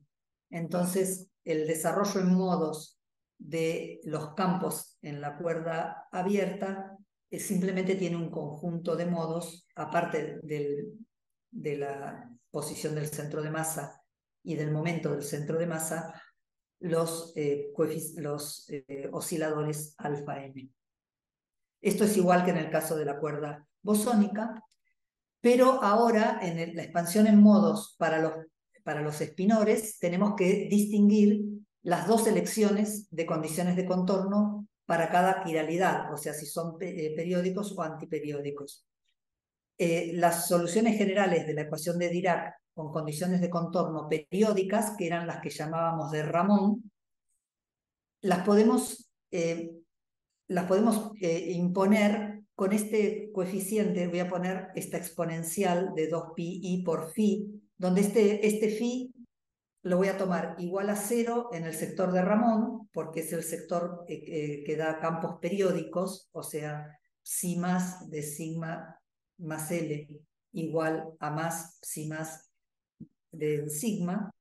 Entonces, si phi es igual a 0, esto da las condiciones de contorno de Ramón, y si phi es igual a 1/2, esto da antiperiodicidad, son las condiciones de contorno de Neveu-Schwarz.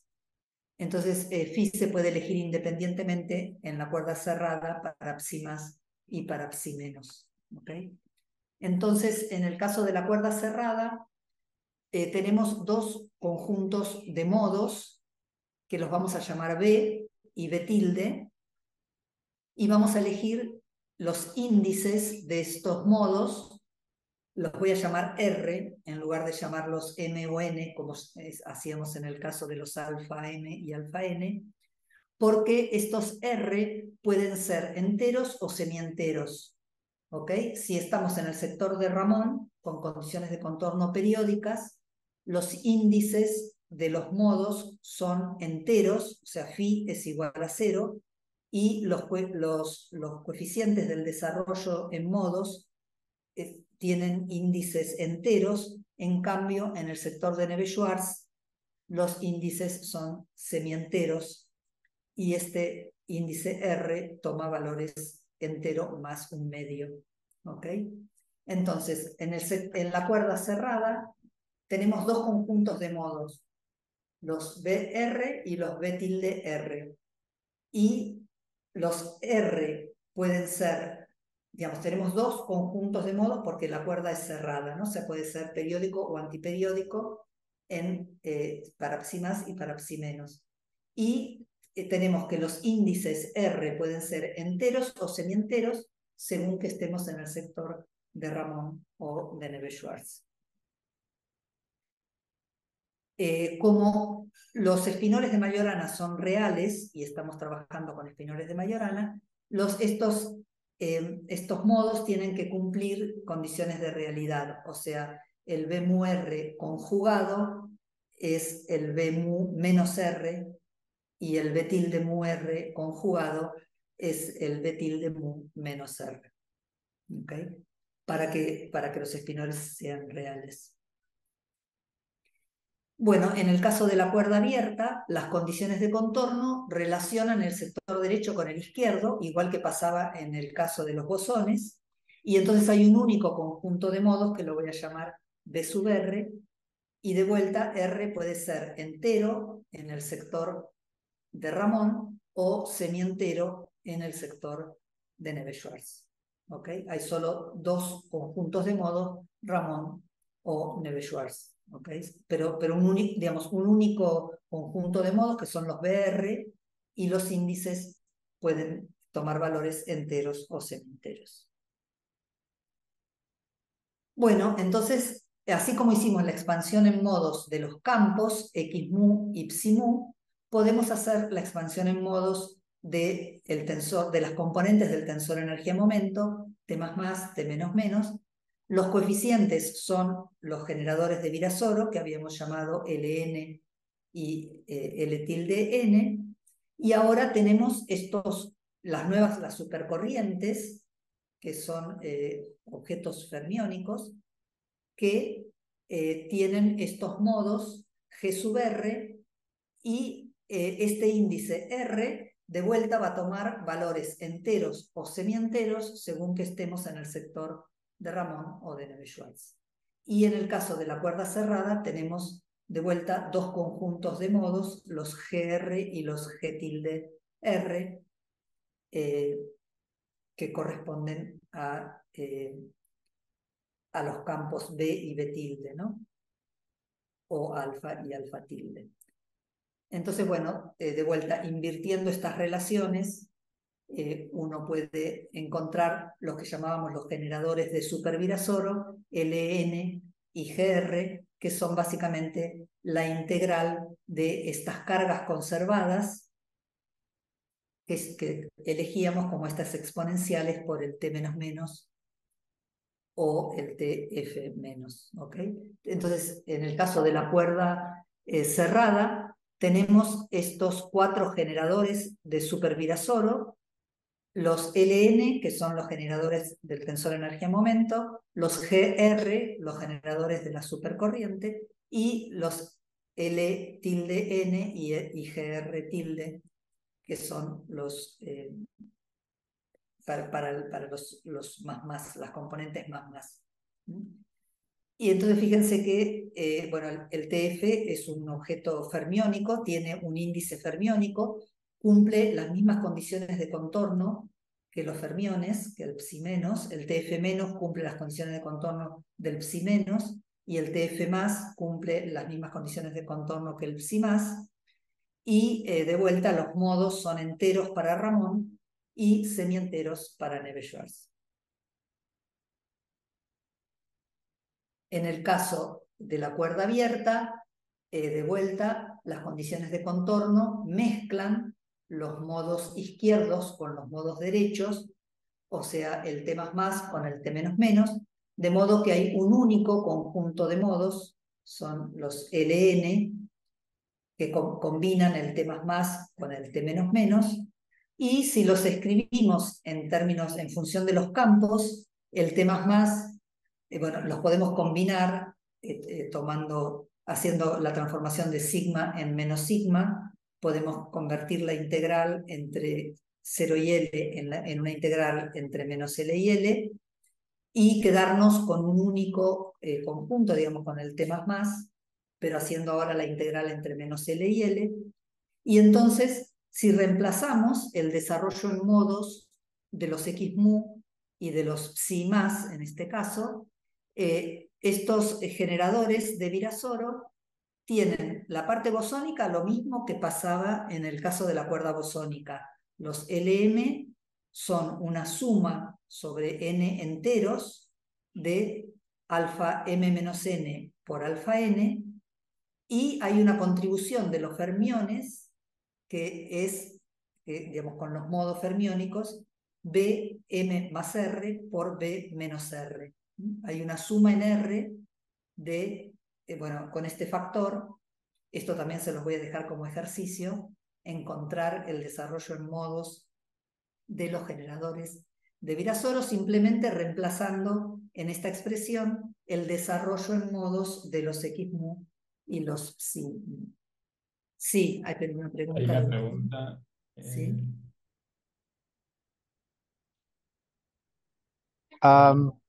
¿Me escuchan, verdad? Sí. Ajá. Ahí los R serían enteros o semienteros según la región donde estemos, ¿no? Si estamos Sí. en Ramón o si estamos en la otra. Claro. Ok, Sí. ok, perfecto. Sí, recuerden que en el caso de la cuerda abierta teníamos solo dos sectores, Ramón o Neveu-Schwarz, ¿no? O sea, o eran iguales en un extremo y en el otro, o eran distintos, ¿no? Si eran iguales, estamos en Ramón, R es entero. Si son distintos, R es semientero. Estamos en el sector de Navier-Stokes. ¿Okay? Acá fíjense que este término, esto también se los digo porque para hacer el ejercicio, esta suma que tiene M por el producto de los B, M más R por B menos R, esto es igual a 0. Se lo agregué acá por una cuestión, en general se lo agrega para escribirlos de manera simétrica. Después, más adelante vamos a ver que es útil, pero esto es simplemente un 0, así que si no lo ponen, no hay problema. Verifíquenlo, que cuando hacen la suma, esa suma se anula. Bueno, entonces en el caso de la cuerda cerrada, tenemos el doble conjunto de modos de supervirasoro, los LM, los L tilde M, que tienen, bueno, simplemente esta forma en términos de los osciladores alfa y los B, y tenemos los modos de la supercorriente, GR y G tilde R, que fíjense que los modos de la supercorriente son un producto de los alfa n por los B R menos n. ¿Ok? Acá tenemos una suma en n, los n son enteros, pero el índice R de la supercorriente es el que puede ser entero o semientero. Y fíjense que, bueno, el índice R es el que corresponde a si estamos en el sector de Ramón o de Navier-Stokes.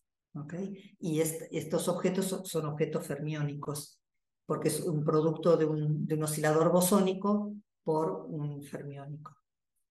¿Okay?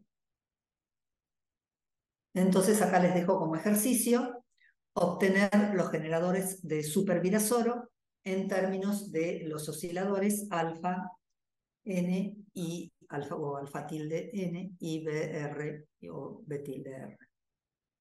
¿Okay? Bueno, para terminar entonces esta parte, vamos a ver el álgebra de supervirasoro, o sea, el álgebra entre los modos del tensor energía-momento y la supercorriente es simplemente la extensión supersimétrica del álgebra de Virasoro. Usando los corchetes de Poisson, esto es lo mismo que hicieron con Oscar en el caso de la cuerda bosónica, los corchetes de Poisson de D más a tiempos iguales, ¿no? A tau iguales, D más X mu de sigma con D más X nu de sigma prima es proporcional a la eta mu nu por la delta de sigma menos sigma prima, y si reemplazamos los osciladores alfa y alfa tilde, estos corchetes de Poisson se traducen en los corchetes de Poisson básicamente del oscilador armónico, alfa m mu por alfa, acá hay un error, ¿no? O sea, esto tendría que ser alfa m mu por alfa n nu, el corchete de Poisson es menos i por m por la delta de m más n por eta mu nu. O sea, acá esto hay que corregirlo. Y lo mismo para los alfa tilde, pero los alfa con los alfa tilde conmutan y x mu con p nu cumplen el álgebra canónica usual. El conmutador x mu con p nu es la eta mu nu. Y para los osciladores fermiónicos, bueno, se reemplaza los corchetes de Poisson por los corchetes de Dirac, como es usual cuando hay fermiones, y tenemos que digamos, los corchetes de Dirac a tiempos iguales son psi más mu con psi más nu en sigma prima, es proporcional a la delta de sigma menos sigma prima por eta mu nu, y psi más mu con psi menos nu, el corchete de Dirac es igual a 0. Y de nuevo, si acá reemplazamos el desarrollo en modos por los BR y los BS, resulta que el anticonmutador, perdón, todavía no estamos cuantizando, sino el corchete de Dirac de BR mu por BS nu es proporcional a delta R más S por eta mu nu, lo mismo para los B tilde, y B con B tilde es igual a 0. ¿Ok? Bueno, esto les recomiendo que hagan los ejercicios y que vean que efectivamente se obtienen estos corchetes de Poisson. Y bueno, y usando estos corchetes de Poisson se encuentra lo que se llama el álgebra de Supervirasoro clásica. El corchete de Poisson de Lm con Ln es el mismo que habían encontrado en la cuerda bosónica, m menos n por L m más n. El corchete de Poisson de Lm con Gr es un medio m menos r por Gm más r. Y el corchete de Dirac entre Gr y Gs da Lr más S. ¿Okay? Esto es así en el caso de la cuerda abierta, y en el caso de la cuerda cerrada hay otro conjunto equivalente para los L tilde y Gr tilde. Y bueno, ya la próxima charla vamos a ver que en la teoría cuántica esta álgebra se modifica básicamente porque hay una anomalía de Weyl que hace que se modifique el álgebra de Supervirasoro clásica. Bueno, con esto termino la parte de la cuerda fermiónica clásica. No sé si quieren hacer preguntas.